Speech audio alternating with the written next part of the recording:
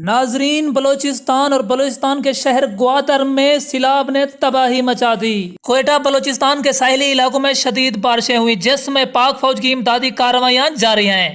پاک فوج کے تعلقات عامہ ISPR کے مطابق بلوچستان کے ساحلی علاقوں میں شدید بارشوں کے نتیجے میں نشیبی علاقوں میں سیلابی صورتحال پیدا ہو گئی۔ کھڑے پانی سے مقامی آبادی اور سیاحوں کو شدید مشکلات کا سامنا۔ ISPR کے مطابق ریسکیو اینڈ ریلیف کوششوں میں فوجی دستوں کی انتظامیہ کی فوری معاونت جاری ہے۔ فوجی دستوں نے پانی میں گھرے افراد کو محفوظ مقامات پر منتقل کر دیا۔ ISPR کے مطابق نشیبی علاقوں سے پانی نکالنے کے عمل میں بھی سول انتظامیہ کی معاونت کی گئی ہے۔